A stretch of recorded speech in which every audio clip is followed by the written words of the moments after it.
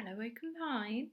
The storm has finished, and today we've got a story to read called After the Storm.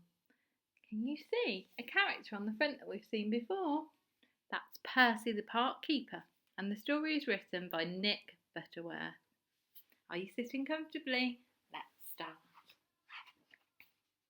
Percy the Park Keeper couldn't sleep. Outside his hut, a great storm was raging with thunder and lightning and pouring rain.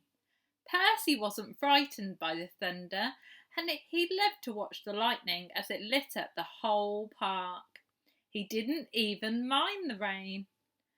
But there was one thing that Percy didn't like. He didn't like wind. It blew down the fences in the park and it ripped branches off the trees. He didn't like it one bit. Oh dear, he sighed as he watched it from his window. The wind tugged at the trees, making them creak and groan. It looks like I'm going to be busy tomorrow. He pulled his pillow over his head and he tried to get to sleep. Percy was up early in the morning. The wind had stopped and the sky was clear. Percy loaded up his wheelbarrow with all the things he would need to make repairs and clear up after the storm. Then he set off to inspect the damage. He felt happy as he took deep breaths of the fresh, clean air. Perhaps the damage wouldn't be too bad. But he was wrong. Something dreadful had happened. A great big oak tree that stood by itself on top of a little hill had been blown over in the storm. The giant tree had been one of Percy's favourites. Now it looked very sad, lying on its side with a mass of tangly roots sticking up in the air. But it wasn't just one of Percy's favourite trees. Some of Percy's animal friends lived there. Now their homes were wrecked. Percy hurried up to the fallen tree. The animals were gathered by the tree, looking very cross and unhappy. When they saw Percy, everybody started talking at once.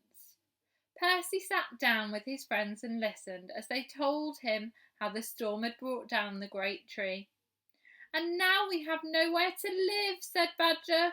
"Some of us lived in that tree and some of us lived under it, but we're all homeless now." Percy stood up. "We'll just have to find you somewhere else to live," he said. "Come on, everyone, jump into my wheelbarrow." The animals felt better now that Percy was with them. First he took them to the pine wood, but nobody wanted to live there. "Too dark," squeaked the mice. "Too gloomy," said the hedgehog. So Percy took them to the shrubbery, but no one wanted to live in the shrubbery either. "No trees," complained the squirrels. "No big roots," moaned the rabbits. "Never mind," said Percy, "we'll cross the stream."